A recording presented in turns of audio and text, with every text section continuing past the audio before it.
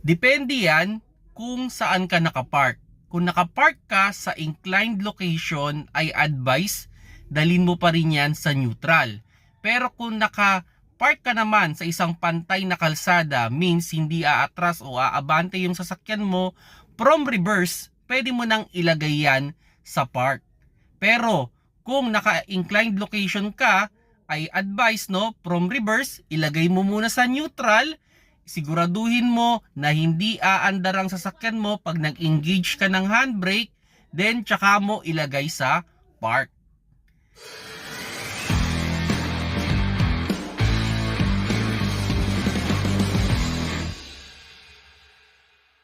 Hello mga paps, I'm Kuya Shane at may na-receive lang akong question na related sa automatic transmission. Sorry baka nagiging complicated na ang automatic transmission sa inyo.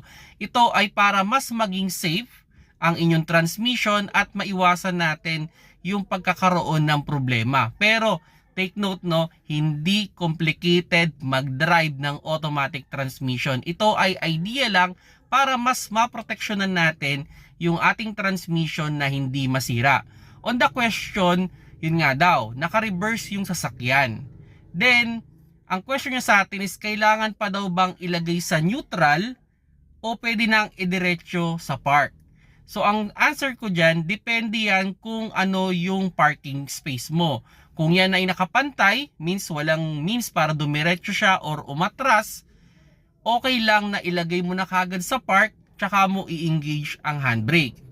Pero kung yan ay halimbawa umaatras ka, then all of a sudden pag sabihin na nating in-engage mo kagad sa park, pwedeng doon ka magkaroon ng problema. Pwede mo ma-experience dyan yung sinasabi nga natin na pagtigas ng park, okay? Or medyo maganit, or minsan pag tinanggal mo sa park parang meron siyang resistant or parang lumalagotok.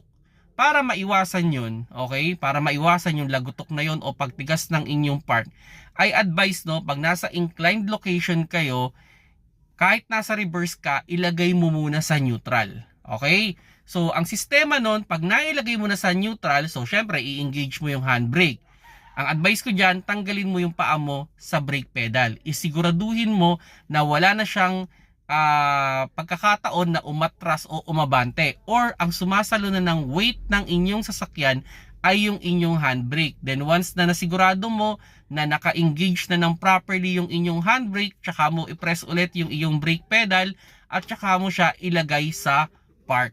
So yan lang naman yung idea with regards sa pagpaparking ng isang automatic transmission. Siguraduhin nyo lang na ang sumasalo ng bigat ng inyong sasakyan ay yung inyong handbrake, hindi yung parking pole ng inyong transmission. So kung nagustuhan nyo yung video, paki-like at you can share this video, especially sa mga new car owner na gumagamit ng automatic transmission. Salamat sa panonood. Keep safe mga paps.